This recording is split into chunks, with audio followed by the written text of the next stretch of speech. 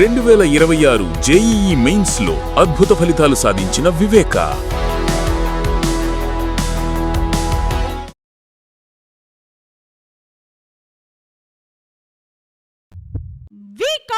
Multi speciality hospital star శ్రేణి limited లో సభ్యత్వం పొందండి. మీకు చేసుకునే పొదుపుపై అత్యధిక వడ్డీ పొందండి. మీ గోల్డ్ పై అత్యధిక విలువలో.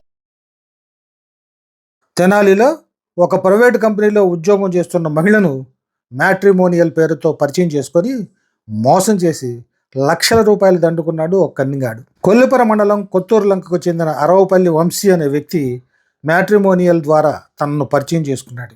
తనకు పెళ్ళై విడాకులు తీసుకున్నానని, రెండో వివాహం చేసుకుంటానని మహిళలకు దగ్గరయ్యాడు వంశీ. ఇలా మాయమాటలు చెబుతూ మహిళ వద్ద 12,20,000 రూపాయలు తీసుకున్నాడు.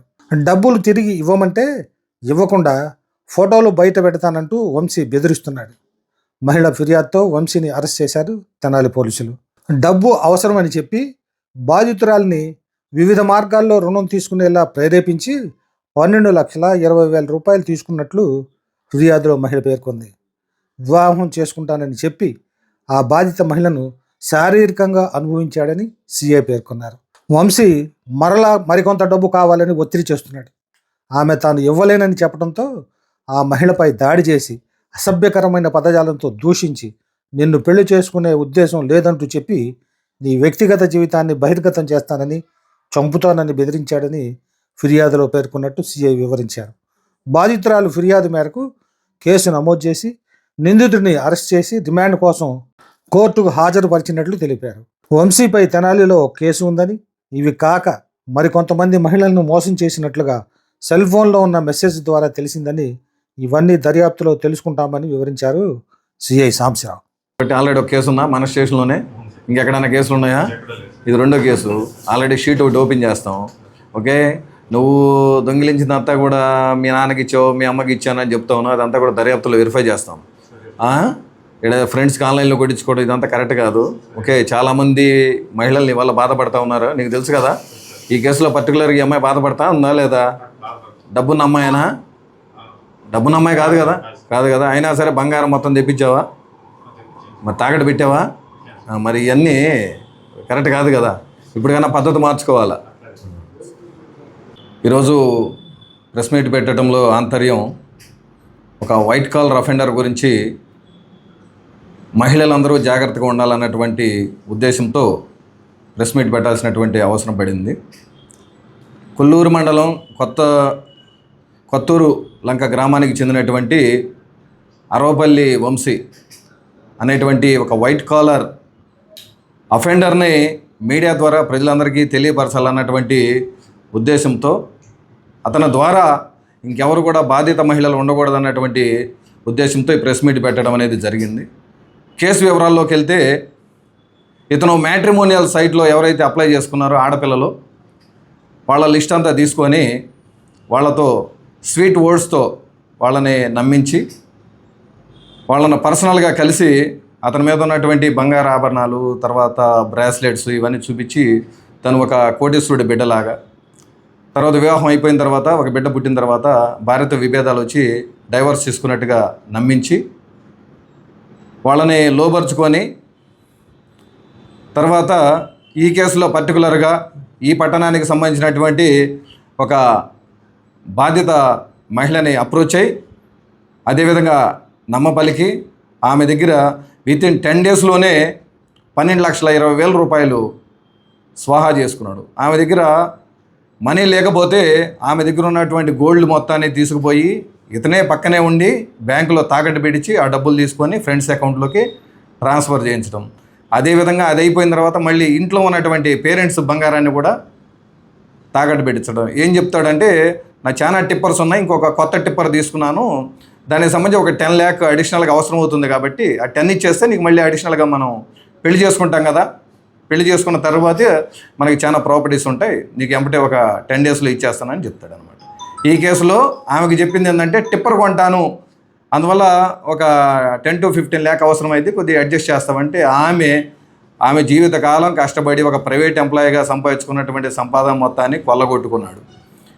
ఇంట్రాగేషన్లో మేము క్వశ్చన్ చేస్తే అంటాడు, నా దగ్గర డబ్బులు ఏం లేవు సార్, అవి కోడి పందాల్లో తర్వాత బెట్టింగ్లో పోయినాయి సార్, ₹1 కూడా నా దగ్గర లేదు సార్ అంటాడు. సో ఇన్వెస్టిగేషన్లో ఆయన సెల్ ఫోను సీజ్ చేస్తే సెల్ ఫోన్లో ఇంకా చాలామంది బాధిత మహిళలు వాళ్ళతో కన్వర్జేషన్లో స్వీట్ వర్డ్స్తో మాట్లాడటం, అదేవిధంగా మంచి కమ్యూనికేషన్ స్కిల్స్ ప్రయోగించడం, తద్వారా వాళ్ళ దగ్గర కూడా కొంతమంది బాధిత మహిళలను మేము ఫోన్ చేసాం, మీరు ఎక్కడేమైనా కట్టించుకున్నారంటే కేసు కట్టించుకోలేదు సార్, నా బంగారం అంతా తీసేసుకున్నాడు సార్, నా చైన్ తీసుకున్నాడు సార్, తాకట్టు పెట్టించుకున్నాడు సార్, ఇవన్నీ చెప్తూ ఉన్నారు. అప్రోచ్ అవుతారా పోలీసులు అంటే వద్దు సార్ మా పరువు పోద్దు సార్ అని. ఆడపిల్లల్లో ఉన్నటువంటి పరువు పోద్ది అనేటువంటి ఆ బలహీనతను ఆసరాగా తీసుకొని చాలామంది బాధిత మహిళల్ని ఇలానే ఇబ్బందులకు గురి చేసిన సందర్భాలు ఉన్నాయి. ఇప్పుడు ఈ పర్టికులర్ కేసులో ఈ బాధిత మహిళకి ఇక తినటానికి కూడా తిండి లేనటువంటి పరిస్థితి ఉంది. నిన్న ఆయన్ని మేము అరెస్ట్ చేసిన సందర్భంలో ఇంకా మిగతా అమౌంట్ ఏదైతే ఉందో ₹1,20,000 కేసు దర్యాప్తులో భాగంగా అతని దగ్గర స్వాధీనం చేసుకోవడం అనేది జరిగింది. ప్రస్తుతానికి మిగతా డబ్బు ఎక్కడ ఉందనేది చెప్పట్లేదు కాబట్టి ఈరోజు ఆనరబుల్ కోర్టు వారి ముందు హాజరు పెట్టిన తర్వాత మళ్ళీ పోలీస్ కస్టడీకి కూడా తీసుకొని ఆ మిగతా అమౌంట్ ఏం చేశాడు అనేది కూడా అది కూడా రికవర్ చేసి బాధిత మహిళకి చేరే విధంగా చూస్తాం. ఏమైంది ఆ డబ్బు అంటే మా నాన్నగారికి ఇచ్చానంటున్నాడు, వాళ్ళ అమ్మగారి పాత్ర కూడా ఉందని చెప్తున్నాడు, తర్వాత ఫ్రెండ్స్కి ఇచ్చానని చెప్తున్నాడు. కొన్ని ఆన్లైన్ ట్రాన్సాక్షన్స్ ఉన్నాయి, ఆ ఫ్రెండ్స్ కూడా కొద్దిగా అందుబాటులో లేరు, 24 hours లోపు పెట్టాలి కాబట్టి ఆ యాంగిల్లో కోర్టులో ప్రొడ్యూస్ చేస్తున్నాం. తర్వాత పోలీస్ కస్టడీకి తీసుకొని ఆ బాధితురాలకి చేరాల్సినటువంటి డబ్బంతా కూడా బాధితురాలకు చేర్చడం. అదేవిధంగా మా దర్యాప్తులో పోలీస్ సెల్ ఫోన్ ద్వారా రికవర్ చేసినట్టు ఇన్ఫర్మేషన్ ఏదైతే ఉందో కన్సర్న్ పోలీస్ స్టేషన్కి ఇన్ఫార్మ్ చేయడం, ఆ బాధితులకి భరోసా కల్పించి అక్కడ కూడా వీలుంటే వాళ్ళు ఏదైనా పోలీస్ స్టేషన్కి అప్రోచ్ అవుతామంటే వాళ్ళని ఎన్లైటన్ చేసి అక్కడ కూడా కేసులు నమోదు చేయించడం. సో ఇలాంటి వ్యక్తి ద్వారా ఇంకెవరు కూడా ఏ మహిళ కూడా బాధపడకూడదు అన్నటువంటి ఉద్దేశంతో ఈ ప్రెస్ మీట్ పెట్టడం అనేది జరిగింది. దయచేసి అందరూ కూడా గమనించండి. ఇతను అరవపల్లి వంశీ, మ్యాట్రిమోనియల్ సైట్లో ఇతను తారసపడితే దయచేసి ఇతనితో జాగ్రత్తగా ఉండాలని మీ అందరికీ కూడా తెలియపరుస్తుంది. Thank you. స్వతహాగా ఏం లేదండి, ఇదిగో ఇలాంటి వ్యవహారాలు చేసి డబ్బు సంపాదించుకుంటూ ఉంటాడు. అట్లనే చాలామంది బాధితుల దగ్గర ఇలాంటి డబ్బు తీసుకొని తన స్వార్థానికి వాడుతాడు. మీరు అడిగిన విధంగా ఇతను స్వతహాగా పలానా వృత్తి చేస్తాడు అనేది అయితే ఏం లేదండి. లాంగ్ పీరియడ్ నుంచి కూడా ఇలానే ఎవరో ఒకరిని లొంగపరుచుకొని వాళ్ళ భయభ్రాంతులకు గురి చేసి అవసరమైతే భౌతిక దాడి కూడా చేసి ఇలానే వాళ్ళ దగ్గర డబ్బులు తీసుకొని అదే జీవనభృతిలాగా గడుపుకుంటూ పోతూ ఉన్నాడు. ఇప్పటికన్నా ఇలాంటి వ్యక్తి యొక్క ఆగడాలు అరికట్టాలన్న ఉద్దేశంతో ఈ ప్రెస్ మీట్ ద్వారా ఆ పబ్లిక్ అందరినీ కూడా ఎన్లైటన్ చేయడం అనేది జరుగుతుంది. గతంలో మన పోలీస్ స్టేషన్లోనే ఒక లేడీని దగ్గర తీసి ఆమె దగ్గర దాదాపు ఒక సుమారు 40 lakh rupees దాకా స్వాహా చేసినటువంటి కేసు కూడా మన పోలీస్ స్టేషన్లో ఉంది, కేసును నమోదు చేసాం. సో ఇలాంటి యాక్టివిటీస్ కంటిన్యూ కాకూడదన్నటువంటి ఉద్దేశంతో గౌరవ ఎస్పీ గారికి గౌరవ డిఎస్పీ గారికి తెలియజేసి ఇతని మీద షీట్ కూడా ఓపెన్ చేసి అది ఇక్కడ పోలీస్ స్టేషన్లో మెయింటైన్ చేయడం అనేది కూడా జరుగుతాం. మొత్తం మా సెల్ ఫోన్లో ఉన్నటువంటి కన్వర్జేషన్ అంటే ఇప్పటికప్పుడు డిలీట్ చేస్తూ ఉంటాడు కాబట్టి ఇప్పుడు ప్రజెంట్ అప్డేటెడ్గా ఉన్నటువంటి బాధితులు ఒక 5 members ఉన్నారు. లాస్ట్ మన దగ్గర ఉన్నటువంటి ప్రీవియస్ కేసులో ఉన్నటువంటి బాధిత మహిళ, తర్వాత ఈవిడతో పాటు ఇంకొక 3 ఉన్నారు. ఎందుకంటే ఆ ఫోన్ కన్వర్జేషన్లో రీసెంట్ కన్వర్జేషన్లో నా చైన్ ఎప్పుడు ఇస్తావు, తర్వాత హారం ఒకటి తీసుకున్నాడు అంటే హారం ఎప్పుడు ఇస్తావు, నా దగ్గర తీసుకున్న 5 lakh rupees ఎప్పుడు ఇస్తావు, ఇలాంటి కన్వర్జేషన్లో ఉన్నప్పుడు మాకు నోటీసులోకి వచ్చింది. మేము వాళ్ళతో బాధిత మహిళలతో మాట్లాడినప్పుడు వాళ్ళు మోసపోయారని మేము తెలుసుకోవడం జరిగింది.